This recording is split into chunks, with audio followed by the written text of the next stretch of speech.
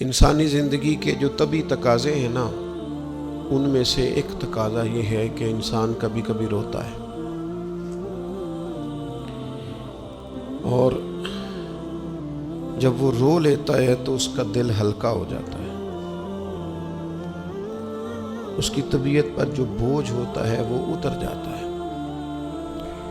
کسی شخص کو کوئی گہرا صدمہ اگر پہنچتا ہے، اس کے کسی قریبی کا انتقال ہو جاتا ہے یا وہ کسی آزمائش کا شکار ہو جاتا ہے اور اس کے آنسو نہیں نکلتے تو لوگ کہتے ہیں یہ بیمار ہو جائے گا۔ اگر یہ رو نہیں رہا تو یہ شدید ذہنی دباؤ کا شکار ہو جائے گا۔ انسان روتا ہے، آنسو نکل آتے ہیں تو اس کی طبیعت سے بہت ساری چیزیں، بہت سارا بوجھ ہٹ جاتا ہے۔ رونا اللہ تعالیٰ نے انسانی فطرت کا تقاضا بنایا ہے کہ جس طرح وہ خوش ہوتا ہے، ہنستا ہے، تو اس کے چہرے سے وہ چیزیں آشکار ہوتی ہیں، تو اسی طرح جب وہ رو پڑتا ہے اور آنسو اس کے رخساروں سے چھلک آتے ہیں تو یہ اس کے غم کا اظہار ہوتا ہے۔ ہمارا یہ مسئلہ ہے کہ روتے بہت زیادہ ہیں لوگ اور کثیر تعداد میں آنسو بہاتے ہیں، لیکن منظر تکلیف کا یہ ہے کہ بندے بندوں کے لیے روتے ہیں، بندے دولت کے لیے روتے ہیں، اقتدار کے لیے روتے ہیں، من چاہی زندگی کے لیے روتے ہیں، بندے حصول زر کے لیے روتے ہیں۔ ہمیں کہا گیا تھا رو، لیکن رونا اللہ رسول کے لیے۔ ایک تو بندوں کے لیے نہیں رونا اور ایک بندوں کے سامنے نہیں رونا۔ رونا ہے تو اللہ کے لیے، اس کے محبوب کی محبت کے لیے، اور چونکہ یہ معاملہ ہی اللہ رسول کے ساتھ ہے تو پھر بندوں کے سامنے کیا رونا؟ جب ان کے لیے رونا ہے تو پھر ان کی بارگاہ میں رونا ہے۔ ہم اس معاشرے میں آج آنکھیں کھولتے ہیں اور دیکھتے ہیں تو اس معاشرے کا ایک بہت بڑا مسئلہ غیر سنجیدگی ہے، ہنسنا ہے، اور غیر سنجیدہ ہنسنا ہے، مزاح سے ہٹ کر آگے نکل کر دل لگی سے آگے جا کر ہم مذاق کے عادی ہو گئے، اور مذاق بھی اس طرح کا کہ ہم دوسروں کی توہین کرتے ہیں، ہم دوسروں کو اذیت پہنچاتے ہیں، دوسروں کی کسی چیز کا ذکر کر کے اس کا مذاق بناتے ہیں۔ قرآن مجید سورہ توبہ میں ارشاد فرماتا ہے فَلْيَضْحَكُوا قَلِيلًا وَلْيَبْكُوا كَثِيرًا، فرمایا انہیں چاہیے تھا کہ تھوڑا ہنستے، وَلْيَبْكُوا كَثِيرًا، اور زیادہ روتے۔ چاہیے تھا کہ ہنسنا کم کرتے، رونا زیادہ کرتے، لیکن ہمارے ہاں بات بات پہ ہنسنا، مذاق بنانا، مذاق اڑانا، نتیجہ کیا ہے؟ حضور علیہ السلام نے فرمایا بہت زیادہ ہنسنا دلوں کو مردہ کرتا ہے۔ انسان روئے، اس کے آنسو نکلے اللہ کے لیے، اس کے محبوب کی محبت کے لیے۔ نبی پاک صلی اللہ تعالیٰ علیہ وسلم نے فرمایا، بخاری شریف میں صحیح درجے کی روایت ہے، کریم فرماتے ہیں اگر تم وہ جان لیتے نا جو میں جانتا ہوں، اگر تمہیں اس کا علم ہوتا نا جس کا مجھے علم ہے، تو فرمایا تم رویا کرتے، تمہاری کیفیات اور ہو جاتی۔ بعض اوقات کچھ لوگ غیر سنجیدگی کا مظاہرہ کرتے ہیں، ہنستے ہیں، شغل بناتے ہیں، بہت سارے کام ایسے ہیں، بہت سارے فیوز و برکات ایسے ہیں جو انہیں ملنے ہوتے ہیں، نہیں مل پاتے، تو وہ غیر سنجیدگی طبیعت کی، لہجے کی غیر سنجیدگی، ان سے وہ فیوز و برکات اٹھا لیتی۔ میں دوستوں سے کہتا ہوں، آپ کسی جگہ محفل میں جاتے ہیں، آپ کسی دینی اجتماع میں جاتے ہیں، لیکن رستے میں اگر آپ شغل کرتے ہوئے جا رہے ہیں، ہنستے ہوئے جا رہے ہیں، آپ نے کیا فائدہ حاصل کیا؟ آپ جہاں بھی جا رہے ہیں، موبائل آپ کا آن ہے، موبائل دیکھ رہے ہیں، موبائل چلا رہے ہیں، موبائل ہی چل رہا ہے، تو آپ نے کیا سنجیدگی حاصل کی؟ پایا کیا؟ ہر کام صرف موبائل کے سٹیٹس کے لیے کیا؟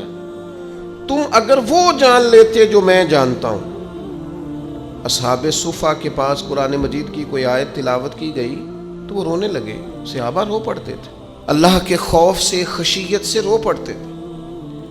کوئی آیت تلاوت کی گئی، اصحاب صفا رو پڑے، ان کو روتا دیکھ کر حضور بھی آئے اور اللہ کے رسول کی آنکھوں میں بھی آنسو آئے۔ اور پھر اللہ کے حبیب علیہ السلام نے اس عمل کا اظہار فرمایا۔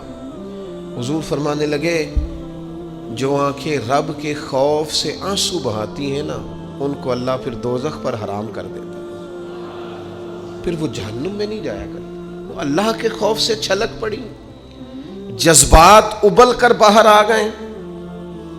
سعادت مند لوگ ہوتے ہیں، سعادت مند۔ نبی پاک علیہ السلام نے فرمایا، ترمذی میں موجود ہے، حضور فرماتے ہیں 3 باتیں خوش بختی کی علامت ہیں۔ یا رسول اللہ صلی اللہ تعالی علیہ وسلم کون سی؟ تو ایک تو حضور نے فرمایا اللہ سے ڈرو، اور دوسرا فرمایا بلا وجہ اپنے گھر سے نہ نکلو، اور تیسرا فرمایا اپنے گناہوں پر رویا کرو۔ اگر تمہیں رونا آ جاتا ہے تو یہ سعادت مندی ہے تمہارے لیے۔ مجھے کچھ دوست کہتے ہیں مجھے غصہ بڑا آتا ہے، تو میں کہتا ہوں مجھے بھی بڑا آتا ہے، بڑا آتا ہے، لیکن اپنے گناہوں پر آتا ہے، اپنی غلطیوں پر آتا ہے۔ مجھے زندگی میں جتنا غصہ آیا ہے اپنی کوتاہیوں پر آیا، جہاں جہاں مجھ سے سستیاں ہوئی ہیں مجھے ان پر غصہ آتا ہے۔ اور جب اپنے آپ پر غصے سے فارغ ہوں گے تو کسی اور پر بھی کر لیں گے۔ ابھی تو ڈھونڈتا پھرتا ہوں اے اقبال اپنے آپ کو، آپ ہی گویا مسافر، آپ ہی منزل ہوں میں۔ میرے عزیز، اگر انسان کو یہ سعادت مندی نصیب ہو جائے، وہ کبھی اپنے مالک کے خوف سے رو پڑے، کبھی اس کی محبت میں رو پڑے۔ مجھے بتائیں نا، بچہ جب رو ہی پڑتا ہے تو پھر اماں سارے کام چھوڑ کے متوجہ ہو جاتی۔ لوگ کہتے ہیں وہ میرے پاس آیا تھا تو بس رو ہی پڑا تھا، تو پھر میں کیا کرتا؟ وہ رو ہی پڑا ہے تو معاملہ ختم ہو گیا۔ بچے کی شدید غلطی پر اسے ڈانٹا تھا پر وہ رو پڑا، نرم ہو گیا دل ماں کا، باپ کا، چچا کا، بڑوں کا، چونکہ وہ رو پڑا ہے۔ عزیز بھائی، جب تو بھی رب کی بارگاہ میں رو ہی پڑے گا نا، جب تو اس کی خشیت سے ٹوٹ ہی جائے گا، جب اس کے حضور آ کے عرض کرے گا نا مالک میں کہاں جاؤں تیری بارگاہ میں نہ ہوں، کہاں جاؤں؟ اعلیٰ حضرت بریلوی رحمۃ اللہ علیہ کے والد تھے، بڑے درد سے دعا کرتے تو لوگ ان سے دعائیں کرایا کرتے تھے، اور عجیب سے نا دعا کے اندر محو ہو جاتے تھے۔ اپنے لفظوں میں بات کروں تو بڑی کھوب کے دعا کرتے سن۔ بعض بندے رٹیاں رٹائیاں دعاواں کرتے، بس وہ ٹھیک ہے، ہاتھ اٹھا دیے جو مولانا صاحب کہیں گے ہم بھی، وہ بڑے محو ہو کے دعا کرتے تھے۔ تو کسی نے ان سے کہا حضرت اتنی للہیت سے اور اتنی محویت سے اور اتنے ذوق سے دعا کیسے؟ فرمانے لگے میں نے اپنی بیوی سے طریقہ سیکھا۔ سیکھنے والے سبھی جگہ سے سیکھتے، اپنے بچوں سے بھی سیکھ لیتے، اور جن کا خیال ہونا ہمارے پاس کل عقل آ گئی ہے، وہ بیچارے عقل کو خیر بات کہہ دیتے ہیں، جن کو سارا ہی پتہ ہے انہیں کچھ پتہ نہیں۔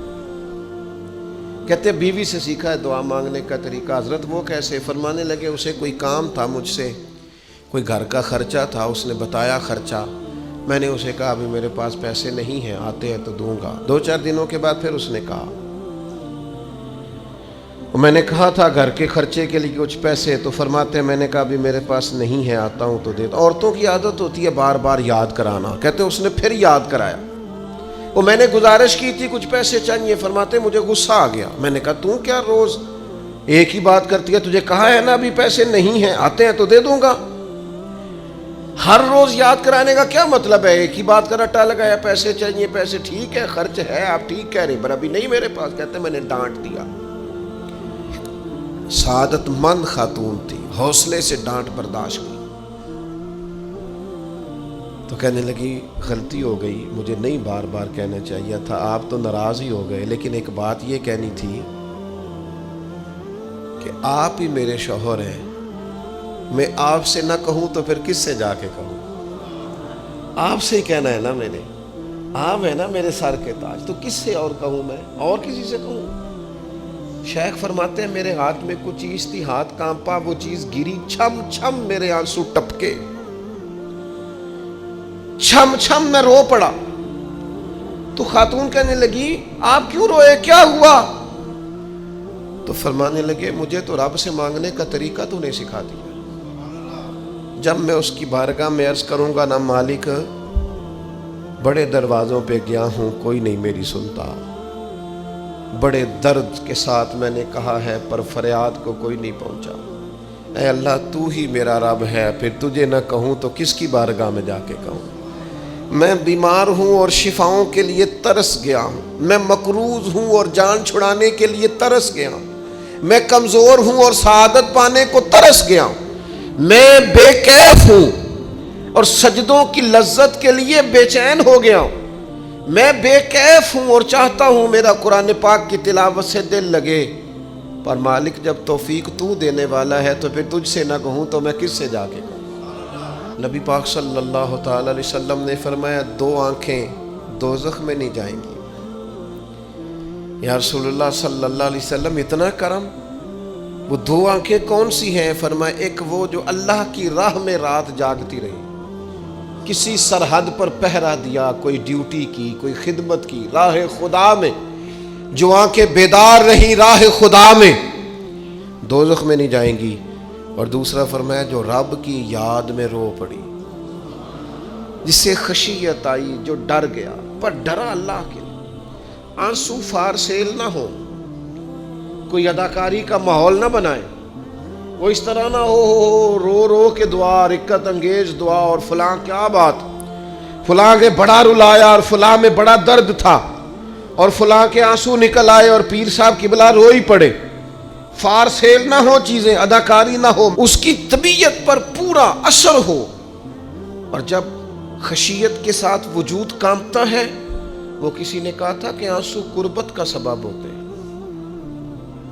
جب آپ کی روح کسی کی روح سے ملتی ہے تب آنسو نکلتے ہیں. جب تو اللہ سے پورا جڑ جاتا ہے نا, جب رسول کائنات کی بارگاہ سے تیری پوری توجہ لگ جاتی ہے, پھر آنسو بن کر دل تے پار پوے جس ویلے ادو پار بناون اکھیاں, بے درداں محبوباں دے سارے ناز اٹھاون اکھیاں. عزیز دوست, جب آپ پورے طور پر جڑ جاتے, او یارو کتنا روئے ہیں مسلمان اقوام متحدہ کے سامنے جا کے, کتنی قراردادیں پیش کی تم نے سلامتی کونسل میں, حتیٰ کہ مسلمانوں کے جو امیر ملک تھے ان کی تنظیمیں بنی, کوئی مسلمانوں کی داد رسی کو نہیں پہنچا. میری کو بہت لمبی عمر تو نہیں ہے, پر میں نے برما میں مسلمانوں کے کٹتے ہوئے حالات دیکھے, خبریں آئیں, ہم نے دیکھی کٹتے اور سسکتے مسلمان ہم نے دیکھے. ہم نے دیکھا لیبیا پہ حملہ ہوا اور ٹوٹ گیا سارا ملک. میں نے وہ منظر دیکھا جب غوث پاک کے بغداد میں بمب گرے. ہم نے وہ دور دیکھا جب کسی نے خبر دی کہ کربلا میں پھر سے کربلا برپا ہے. ہم نے وہ منظر دیکھا جب پتا چلا کہ پھر سے مولا علی کے نجف اشرف کو اجاڑا جا رہا ہے. ہم نے وہ سارے منظر بار بار دیکھے, بار بار سنے, اور اب تو شرم آتی ہے. میرا دل کرتا ہے میں فلسطین کا نام نہ لیا کروں, شرم آتی. یہ کوئی ہماری تقریروں کے موضوع ہیں, یہ کوئی ہمارے کالم لکھنے کے عنوان ہیں, یہ کوئی ہمارے موبائل پہ لگانے کے سٹیٹس ہیں. یہ تو شرم سے مر جانے کا مقام ہے. یہ کوئی گردنیں اٹھا کے بات کرنے والی بات ہے. یہ موبائل پہ ایک دوسرے کو ویڈیو دکھانے کا منظر ہے. رمضانوں میں شاموں میں اپنے اپنے بچوں کو سینوں سے لگا کے افطاریاں کرانے والوں اور بچوں سے پوچھنے والوں کہ پتر تو کی کھانا ہے, اس سے پوچھ لے اس کی مرضی کیا ہے. تمہیں پتہ ہے فلسطین کی بیٹیاں بھی سیدہ خدیجۃ الکبریٰ کی بیٹیاں ہیں. وہ مومنوں کی مائیں ہیں تو ان کی بھی تو مائیں ہیں نا.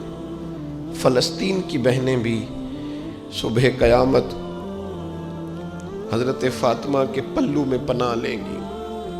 نبی پاک صلی اللہ تعالی علیہ وسلم نے فرمایا من اذا مسلمن فقد اذانی, میں کیسے وہ بات آپ کے دلوں تک اتاروں کہ حضور نے فرمایا جب میرے مسلمان کو تکلیف ہوتی ہے تو مجھے تکلیف ہوتی ہے، مجھے درد ہوتا ہے۔ اس رسول کی امت جو کافروں کی رسیاں زور سے باندھی جائیں تو حضور فرمائیں ڈھیلی کر دو، یہ ہائے ہائے کرتے ہیں تو مجھے نیند نہیں آتی۔ اگر بدر میں قیدی بنا کے لایا گیا کافر ہائے ہائے کرے تو حضور کو نیند نہیں آتی، تو مجھے بتاؤ کہ فلسطین کی بیٹیاں ہائے ہائے کرتی ہیں تو گنبد خضرا میں محبوب کو آرام ہے؟ میرے عزیز، بے حسی کی زندگی، چھوٹے موٹے بیانات، تو بھی کہہ دے تھوڑا سا فلانے کا بیان نہیں آیا، کیا کرنا ہے بیان دے کے؟ کیا بات کرنی ہے تذکرہ کر کے؟ دوستو آؤ، رو کے دیکھ لیا ساری دنیا کے سامنے، کچھ رب کے سامنے رو کے نہ دیکھ لیں؟ اب اسے کہے نا، اب حضور کی بارگاہ میں عرض کر کے نہ دیکھ لے کہ تجھ سے فریاد ہے اے گنبد خضرا والے، اب کعبے والوں کو ستاتے ہیں کلیسا والے، اور کی اگر تو نے دل مسلم کی دل جوئی نہیں، پھر ہمیں تانا دیں گے بت کہ مسلم کا خدا کوئی نہیں۔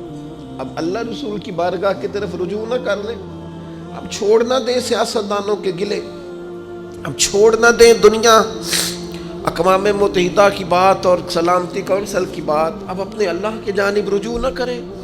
دیکھو نا، نبی پاک صلی اللہ تعالی علیہ وسلم نے ہمیں فرمایا تمہارے آنسو قدر والے ہیں، رب رسول کی بارگاہ میں بہانا، ان کو ضائع نہ کرنا۔ عزیز بھائیو، یہ آنسو جو اللہ رسول کی بارگاہ کی طرف بہتے ہیں، یہ اللہ کی رحمت کو متوجہ کرتے ہیں، یہ مالک کریم کے کرم کو مائل کرتے ہیں۔ ہمارا مسلح آباد ہونا چاہیے۔ وہ مجھے ایک دوست کہنے لگے صرف دعا کریں فلسطین کے لیے، آپ نے کہا جم کے دعا کریں، صرف دعا کرنے سے کیا ہوتا ہے؟ میں نے کہا دعا کرنے سے پہاڑ ہل جاتے ہیں اپنی جگہ سے۔ میرے رسول پاک رات کو دعا کریں تو صبح فاروق اعظم جیسے لوگ آ جاتے ہیں دین اسلام۔ نبی پاک علیہ السلام رات دعا کریں نا، دعا، اور بدر کی رات حضور دعا کریں تو اللہ 7,000 فرشتوں کو بھیج دیتا ہے مسلمانوں کی مدد کے لیے۔ صحابہ فرماتے ہیں میدان بدر میں ہم کسی کو قتل کرنا چاہتے تھے، لیکن اس کی گردن پہلے سے کٹ کے گر جاتی تھی، فرشتے آئے ہوئے تھے۔ آج ہمارے ساتھ اللہ کی مدد ناراض ہو گئی ہے، ہم سے رب کی مدد ناراض ہے۔ ہماری مجموعی غلطیاں، قومی کوتاہیاں، بددیانتیاں، رشوت خوریاں، ہمارے جھوٹ، ہماری بد اخلاقیاں، مجموعی طور پر سوسائٹی کی مادہ پرستی، اخلاقی رویوں کی گراوٹ، لوٹنا، اپنا حصہ وصول کرنا، جگہ جگہ پہ کمیشن مقرر کرنے، ہر شخص کا ذات کے لیے سوچنا، اللہ کی مدد پھر روٹ جایا کرتی ہے، ناراض ہو جایا کرتی ہے۔ سب سے ضروری کام یہ ہے، سب سے ضروری کام کہ اللہ کی مدد شامل ہو۔ سب سے، ایک صحابی تھے، ایک جگہ انہیں شہید کیا جا رہا تھا، تو کافر چاہتے تھے کہ ہم ان کی لاش کو معاذ اللہ ثم معاذ اللہ بے حرمتی کریں۔ انہوں نے عرض کی مالک تو میرا مددگار ہے، اس بیابان جنگل میں میری مدد کرنا۔ شہد کی مکھیاں آ گئیں، ان کے پورے وجود کو چھپا لیا، کوئی چیز قریب آئی نہیں، اور لوگ کہتے ہیں مکھی اٹھ کے بیٹھے تو زخمی کر دیتی ہے، لیکن وہ اٹھ کے گئیں تو وجود پہلے سے زیادہ تر و تازہ تھا۔ اللہ نے محفوظ کر لیا وجود ان لوگوں کا، اللہ نے حفاظت فرمائی، اللہ کی مدد شامل تھی، اللہ کی مدد۔ ایٹم بم تم نے بنا لیے، ہتھیار تم نے سجا لیے، دولتیں تم نے جمع کر لی، بڑے بڑے تم نے ادارے قائم کیے، اب ایک کوشش اور بھی کرو، رب رسول کی بارگاہ میں رو تاکہ تمہیں اللہ کی مدد بھی ملے، تمہارے اندر حوصلہ بھی پیدا ہو، تمہارے اندر شعور بھی بلند ہو، اپنی ذات سے اٹھ کر سوچنے کی تمہیں طاقت بھی میسر آئے۔ میرے عزیز، اگر اس کی بارگاہ میں رونا آ جائے نا، اس کی بارگاہ میں اسے منانا آ جائے تو پھر تو کیفیات ہی کچھ اور ہو جاتی ہیں۔ کتنا کو روئیں بھلا؟ حضور فرماتے ہیں بہت لمبا تم نہ بھی نہ رونا، اگر مکھی کے یا مچھر کے پر کے برابر بھی تمہارے آنسو نکل گئے نا، میں اب اس سے زیادہ کیا آپ کی بارگاہ میں بات عرض کروں۔ حضور فرماتے ایک مکھی اور مچھر کے پر کے برابر بھی تیری آنکھ سے آنسو نکل آیا، شرط یہ ہے نکلے ریاکاری کے لیے نہیں، نکلے اللہ کی رضا کے لیے، اس کی خشیت میں نکلے۔ فرمایا اگر مکھی کے پر کے برابر بھی تو رو پڑا تو اللہ تعالیٰ تیرے لیے دوزخ سے آزادی لکھ دے گا۔ اور نبی پاک صلی اللہ تعالیٰ علیہ وسلم نے بیان فرمایا ہے، حضور فرماتے جو اللہ کے خوف سے رو پڑے نا، جس طرح بھینس بکری گائے کے تھنوں سے نکلا ہوا دودھ دوبارہ تھنوں میں نہیں نہ جاتا، اسی طرح جو رب کی یاد میں رو پڑے وہ دوزخ میں نہیں جاتا۔ یہ مثال دیکھیں کیسی دی حضور نے سمجھانے کی۔ اگر کبھی رونا آئے اس کے لیے تنہائی کا انتخاب کریں، مجمع میں نہیں۔ ایک بندے کو حضرت عمر نے مجمع میں روتا دیکھا تو فرمایا یہ کام تو اکیلے میں کرتا تیرے لیے برکت والا ہوتا، تیرے آنسو نکلے تیرے رخساروں پہ بہیں۔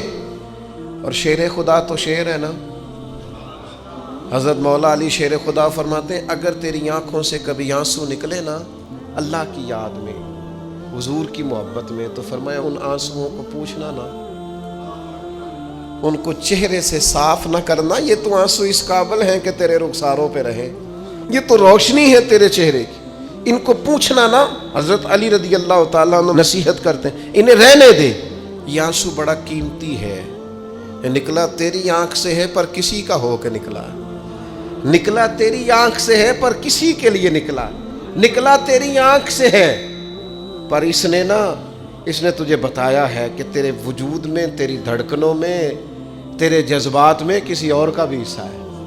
یہ رب رسول کی رضا کے لیے چھلکا ہے۔ وہ حضرت شیخ سعدی رحمۃ اللہ تعالی علیہ آپ مہمان نواز بڑے تھے حضرت سعدی۔ کچھ لوگ نا بڑے مہمان سارا دن یہی سوچتے رہتے ہیں کسی کو کھلانا کیسے، جی دنیا آوے کھا کھا جاوے تے راضی ہووے بلا۔ تو حضرت سعدی مہمان نواز بڑے تھے تو قرضہ چڑھ گیا، قرضہ صرف مہمانوں کو کھانا کھلانے کا ہی تھا۔ تو ایک دن سارے ہی قرض کھا کے بیٹھ کے کہنے لگا بابا پیسے دیں گے تو جائیں گے، پیسے رکھ، سب جھگڑا کر رہے ہیں۔ تو حضرت سعدی کہتے ہیں وہ مطالبہ کر رہے ہیں پیسے دو اور مجھے ٹینشن ہے، ان کو کھلایا پلایا کچھ نہیں۔ تھوڑی دیر گزری تو ایک بچہ آ گیا کچھ بیچتا بیچتا، اس نے آ کے کہا نوجوان نے کہ جناب میں مجمع دیکھتے ہیں تو بعض لوگ بیچنے والے آ جاتے ہیں، اس نے وہ چیز بیچنے کے لیے سامنے کی تو کہنے لگا لینی ہے، تو حضرت فرمانے لگے میرے مہمانوں کو دے دو کھا لیں۔ انہوں نے دے دی، اب وہ کہنے لگا پیسے، تو حضرت بڑے پریشان ہوئے، کہنے لگے بیٹا آپ بھی بیٹھ جائیں، یہ بھی سارے پیسے لینے ہی آئے ہیں، ان کو ملیں گے آپ کو بھی مل جائیں گے۔ تو وہ نوجوان رو پڑا،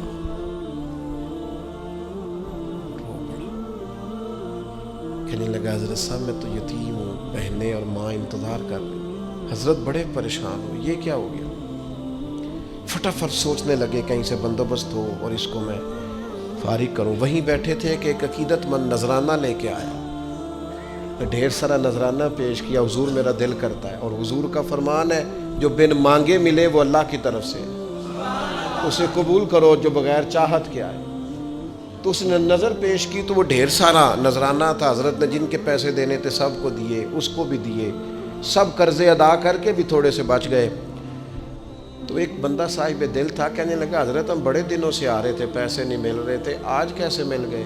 فرمانے لگے تم میں کوئی رونے والا کوئی نہیں تھا، ایک بھی رونے والا ہو تو باقیوں کا کام بھی۔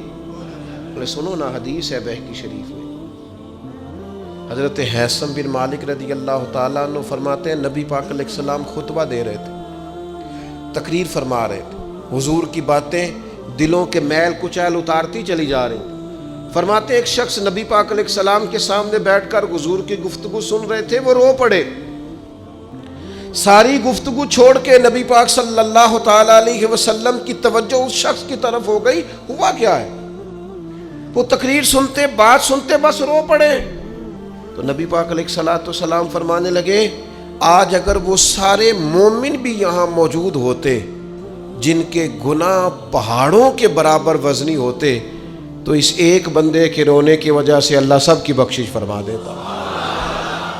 اور نبی پاک علیہ الصلوۃ والسلام فرمانے لگے یہ رویا ہے تو اس کے رونے پر فرشتے بھی روئے ہیں، اور فرشتے دعا کر رہے ہیں کہ اے اللہ یہ جو نہیں روتے نا ان کے حق میں ان کی سفارش قبول کر لے جو تیری بارگاہ میں روتے ہیں، جو تیرے حضور عرض گزار ہوتے ہیں، ان کی سفارش قبول کر لے، ان کے حق میں قبول کر لے۔ وہ بڑا رول لیا ہے فیکٹری کے مالک کے سامنے، بڑا رول لیا امیروں کے سامنے، مالداروں کے سامنے، تگڑے رشتہ داروں کو مائل کرنے کی بڑی جد و جہد کر لی۔ کچھ وقت سحری میں اٹھ کے رب کے حضور نہ روئیں، کچھ وقت سحری میں سجدہ لمبا نہ کریں اس کی بارگاہ میں، کچھ دعائیں اس کے حضور نہ مانگیں۔ میں کہوں گا ماؤں سے پریشان ہے بیٹے، سحری میں دامن پھیلا دو رب کی بارگاہ میں۔ میں کہوں گا والد سے سفارشیں تم نے بڑی ڈھونڈ لی، جد و جہد بڑی کر لی، یاروں سے بڑا کہہ لیا کہ بیٹے کو باہر بھیجنا ہے، کوئی کاروبار ٹھیک کرنا ہے، اب کچھ دروازہ اللہ کی رحمت کا بھی تو کھٹکھٹاؤ نا۔ اور میرے نبی پاک علیہ السلام نے گارنٹی دی ہے، فرمایا ماں باپ اولاد کے لیے جو بھی مانگے اللہ اپنے فضل سے عطا فرماتا ہے۔ اللہ کی بارگاہ کی طرف رجوع کریں، زیادہ توجہ رب کی جانب، اتنا نہ دوڑیں بندوں کے پیچھے، اتنا نہ منائیں بندوں کو، اللہ کی طرف توجہ، اپنے رب کی بارگاہ میں رونا ہے، اللہ رسول کے حضور حاضر ہونا ہے۔ آپ دیکھیے کس قدر جم کے صحابہ حضور کی محبت میں آنسو بہاتے۔ حضرت صوبان بن مالک آ کے روئی پڑے تھے نا، حضور نے خود جا کے پوچھا کیا ہوا، بتانا نہیں پڑا، بس آنسو چھلکے تو نبی کریم نے فرمایا صوبان کیا ہوا؟ عرض کی دل نہیں لگتا، یہاں تو پریشان ہوتا ہوں تو زیارت کر لیتا ہوں، تو جنت میں کیسے دل لگے گا؟ بس وہ روئے تھے نا، حضرت جبریل آ گئے، کہا محبوب رب فرماتا ہے جو اللہ رسول کی اطاعت کریں گے جنت میں بھی اللہ پڑوس عطا کر دے گا۔ رو پڑے تو جنت تک بات چلی گئی، رو پڑے تو میرے عزیز یہ تو ہے نا عام آدمی کا رونا، صحابہ کا رونا۔ اور اگر آنسو نبی پاک کے نکل آئے تو صحیح مسلم میں، صحیح بخاری میں حدیث ہے، سرکار دو عالم علیہ السلام ان آیات کی تلاوت فرما رہے تھے جو حضرت ابراہیم علیہ السلام کے بارے میں آئیں، جو جناب عیسیٰ کے بارے میں آئیں، جن آیات میں حضرت ابراہیم اور جناب عیسیٰ علیہ السلام نے کہا ہے اللہ بہت سارے لوگ گمراہ ہو گئے، بہت سارے لوگ گمراہ کر دیے گئے، اور جن میں یہ فرمایا کہ یا اللہ جو میری اطاعت کریں گے وہ میرے ہیں، اور جو میری نافرمانی کرے تو ان کے لیے غفور ہے۔ جب اپنی اپنی امت کے گناہگاروں کا تذکرہ جناب ابراہیم اور حضرت عیسیٰ علیہ السلام جو کرتے ہیں، اور قرآن مجید نے جس کا بیان کیا اس کو حضور نے پڑھا تو نبی پاک کی آنکھوں میں آنسو آ گئے۔ یہ مسلم شریف، حضور روئے۔ اللہ کریم نے حضرت جبریل امین کو کہا جبریل جائیے میرے حبیب سے پوچھئے کیا معاملہ ہے۔ حضرت جبریل آئے، حالانکہ رب جانتا ہے، آ کے عرض کی یا رسول اللہ رب فرماتا ہے آپ رو رہے ہیں، تو کہا جبریل امت کے لیے رو رہا ہوں۔ آپ کی توجہ ہے میری بات؟ حضور امت کے لیے روتے ہیں نا، اللہ کرے امتی بھی کبھی نبی کے لیے روئے۔ کہا امت کے لیے رو رہا ہوں، تو حضرت جبریل امین علیہ السلام دوبارہ عرض گزار ہوئے مالک آپ کے حبیب امت کے لیے رو رہے ہیں، تو فرمایا میرے حبیب سے کہہ دیں وَلَسَوْفَ يُؤْتِيكَ رَبُّكَ فَتَرْضَىٰ، آپ کا رب آپ کو اتنا دے گا کہ آپ اپنے رب سے راضی ہو جائیں گے۔ اللہ آپ کو راضی کر دے گا، محبوب امت کے بارے میں پریشان نہیں کرے گا۔ اپنی تنہائی کو آباد کریں، اکیلے میں اللہ اللہ کریں، تلاوت کلام مجید کا اس طرح کا ذوق ہو۔ حضرت عمر سنا کرتے تھے تو رو پڑا کرتے تھے، حضرت فاروق اعظم رضی اللہ تعالیٰ عنہ پہلی صف میں قرآن مجید کی تلاوت کر کے روتے تھے تو تیسری صف تک آپ کی ہچکیوں کی آواز جاتی تھی۔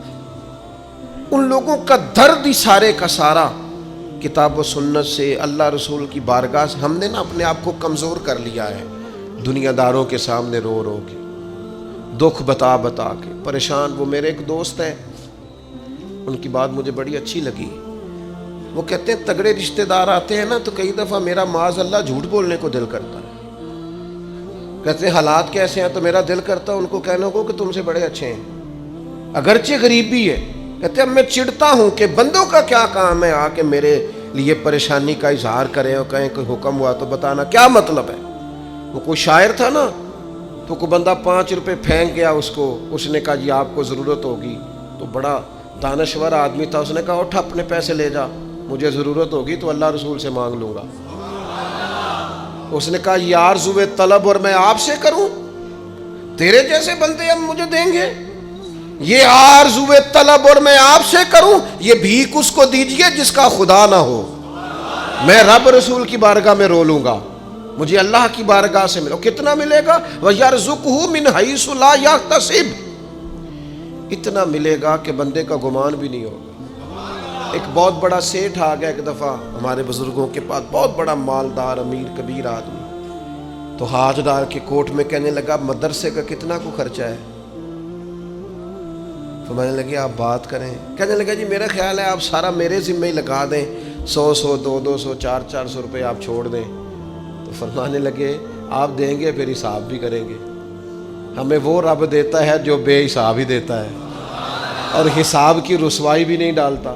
لہذا آپ کا جو انداز ہے وہ بتاتا ہے کہ آپ کے لہجے میں وہ والا انداز، وہ کچھ لوگ آ کے نا جی وہ کہتے ہیں جی کسی کو پیسے لگن والے نے سانو دسو اسی لا دئیے، میں کہ تسی کدھر اور ہی لا لو۔ اگر آپ کو کسی پر اعتماد ہی نہیں ہے، آپ کا لہجہ ہی کچھ اور طرح کا ہے، تو اس کا معنی کیا ہے؟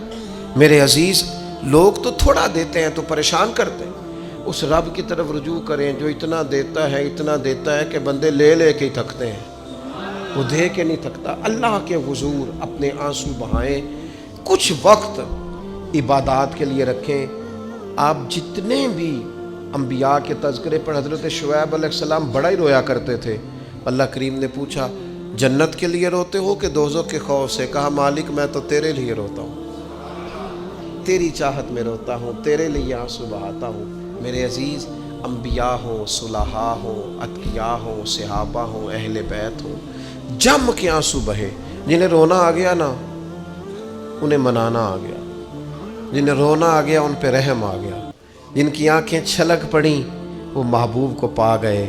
شرط یہ ہے کہ تنہائی ہو، بندہ اکیلا ہو، رج روئے اور روئے اللہ رسول کے لیے، ان کی بارگاہ میں روئے۔ باہر تو نکلے تو پھر تو منہ دھو کے نکلے نا، آنسو بندوں کو نہیں دکھانے، آنسو اللہ رسول کو۔